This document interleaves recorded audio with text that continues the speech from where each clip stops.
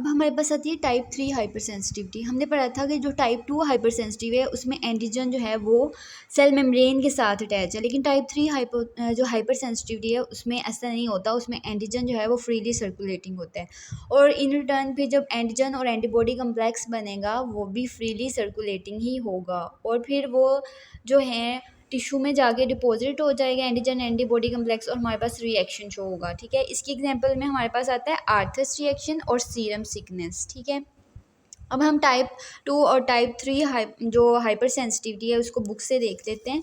सबसे पहले हमारे पास क्या है, टाइप 2 जो है वो साइटोटॉक्सिक हाइपर सेंसिटिविटी है। ठीक है, इसमें अब क्या है, इसमें जो एंटीजन है वो हमारे पास सेल मेम्ब्रेन के ऊपर अटैच है। ठीक है, अब इसमें क्या होता है, जो एंटीबॉडीज़ बनती हैं एंटीजन के रिस्पॉन्स में और एंटीजन एंटीबॉडी कम्प्लेक्स बनता है, वो क्या करवा सकता है, वो या तो कॉम्प्लीमेंट की एक्टिवेशन करवा देगा। ठीक है, या कॉम्प्लीमेंट की एक्टिवेशन जब होगी उससे मैक कम्प्लेक्स बनेगा और देन लाइसिस हो जाएगी। दूसरा काम क्या करवा सकता है, एंटीबॉडी मीडिएटेड साइटोटॉक्सिसिटी, वो नेचुरल किलर सेल्स को एक्टिवेट कर देगा। ठीक है, जिसकी वजह से नेचुरल किलर सेल्स जो हैं वो क्या कर देंगे, एंजाइम रिलीज करेंगे जो कि डैमेज कर देंगे टारगेट सेल मेम्ब्रेन को। ठीक हो गया। अब आगे नेक्स्ट उसने एग्जांपल दी हुई है कि ड्रग्स पेनिसिलिन जो हैं वो क्या करते हैं, रेड ब्लड सेल की मेम्ब्रेन पर अटैच हो जाते हैं, फिर एक्ट एज ए एंटीजन करते हैं और उनके अगेंस्ट जो एंटीबॉडीज़ बनती हैं, देन वो एंटीजन एंटीबॉडी जो है वो कम्प्लेक्स बनता है और जो है हेमोलिसिस ऑफ आरबीसी हो जाती है। इसी तरह अदर ड्रग्स जैसे कि क्विनीन है वो प्लेटलेट्स पे अटैच हो जाते हैं, वहाँ जाके वो ऑटो एंटीबॉडीज़ बनाते हैं जिसकी वजह से थ्रोम्बोसाइटोपिनिया हो जाता है।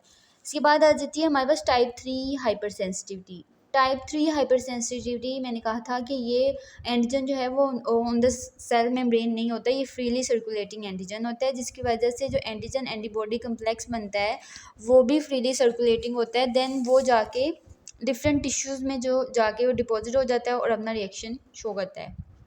ठीक है, इसमें हमने कहा था कि दो तरह की एग्जांपल्स आती हैं, एक आता है आर्थस रिएक्शन और एक आती है सीरम सिकनेस। अब हम देखते हैं कि आर्थस रिएक्शन क्या है।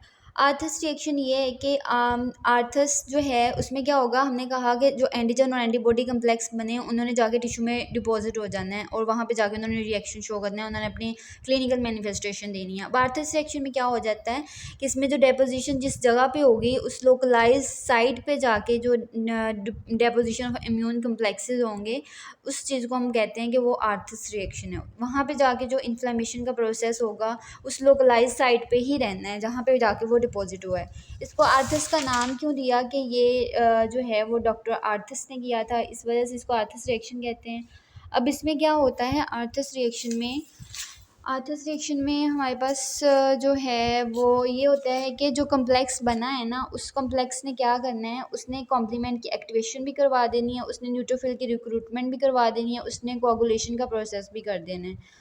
ठीक है, ये तीनों काम उन कम्प्लेक्सेस ने करने हैं। जिस जगह पे जाके वो डिपॉजिट होंगे वहाँ पे जाके कम्प्लीमेंट एक्टिवेशन भी हो जाएगी, न्यूट्रोफिल रिक्रूटमेंट भी हो जाएगी और कोआगुलेशन भी हो जाएगी। अब हमारे पास क्या है, उसने बताया हुआ है कि जो है आर्थस रिएक्शन जो एंटीजन है उसके अगेंस्ट आईजीई जो है वो एंटीबॉडी आईजीजी एंटीबॉडी बनती है और इसको आपने टाइप 1 हाइपर सेंसिटिविटी से मिक्स नहीं करता क्योंकि उसमें आईजीई एंटीबॉडी जो है वो बनती है। इसके अलावा जो है IgE antibody type 1 hyper sensitivity में वो मास्ट सेल के साथ अटैच होती है, लेकिन जो टाइप 3 हाइपर सेंसिटिविटी में जो आईजीजी एंटीबॉडी बनी है वो फ्रीली सर्कुलेटिंग होगी और इसमें जो कम्प्लेक्सेस बनते हैं वो लार्ज होते हैं। ठीक है, as compare to type 1 hyper sensitivity. तो ये डिफरेंस है इन दोनों का। देन क्लिनिकल मैनिफेस्टेशन क्या आती है आर्थस रिएक्शन में, इसमें उन्होंने एक टर्म लिखी हुई है फार्मर्स लंग। फार्मर लंग कब होता है, जब inhalation continuous inhalation of thermophilic actinomycetes हों, जिसकी वजह से क्या होता है कि हाइपर सेंसिटिविटी न्यूमोनाइटिस हो जाता है। हाइपर सेंसिटिविटी न्यूमोनाइटिस को एलर्जिक एल्वियोलाइटिस भी बोलते हैं।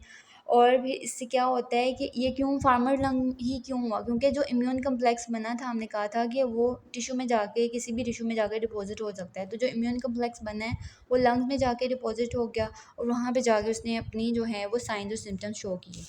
देन सीरम सिकनेस आ जाती है। सीरम सिकनेस क्या है कि हमने कहा था आर्थस रिएक्शन में लोकलाइज्ड इन्फ्लेमेशन थी, जिस साइड पे जाके वो डिपॉजिट हुआ इम्यून कम्प्लेक्स उसी जगह पे उसने इन्फ्लेमेशन शो करनी है।